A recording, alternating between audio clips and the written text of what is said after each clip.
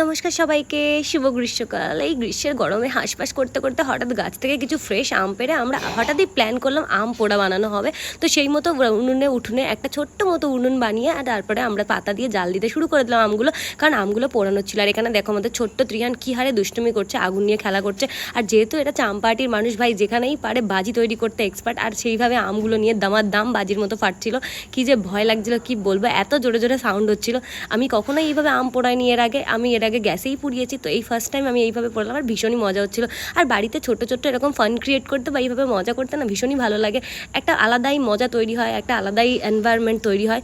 তারপরে সবাই মিলে শুরু করছিলাম আমগুলো পোড়াতে। অনেকক্ষণ সময় লাগছিল জানো, কারণ আমগুলো প্রায় অলরেডি পাকার সময় হয়ে গেছে, তাই অনেকক্ষণ সময় লাগছিলো। অনেকক্ষণ ধরে অনেক ধৈর্য নিয়ে এই গরম রোদের মধ্যে বসে বসে আম পোড়াচ্ছিলাম। আর কি ভালো লাগছিলো, কিন্তু প্রচণ্ড গরম হচ্ছিলো। আর এই তিক্ত গরমে কোথায় কোথায় বৃষ্টি হলো একটু জানিও তো তোমাদের ওখানে হচ্ছে কি না। এত গরম আর থাকতে পারা যাচ্ছে না, কারণ এবছর ওয়েদারটা যদিও অনেক ভালো আছে, কিন্তু প্রচণ্ড গরম পড়েছে। তো প্রায় এই আমের একদিকটা পুড়ে গেছে। তখন আমি দাদাকে ডাকছিলাম যে দাদা একটু উল্টে দিয়ে যাও, কারণ আমের অপোজিটটা পড়ে নি। তো সেই জন্য দাদাও চলে এলো হট করে, আর দাদা এসে তাড়াতাড়ি করে আমগুলোকে উল্টে দেওয়ার চেষ্টা করছিল।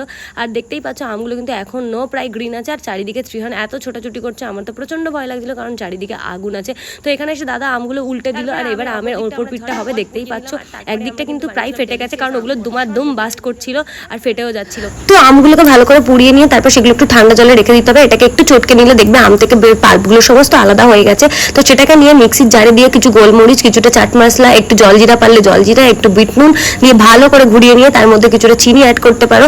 যারা চিনি খাও না অবশ্যই স্কিপ করা। ভীষণ টেস্টি আম পোড়া শরবত। And thanks me later, by.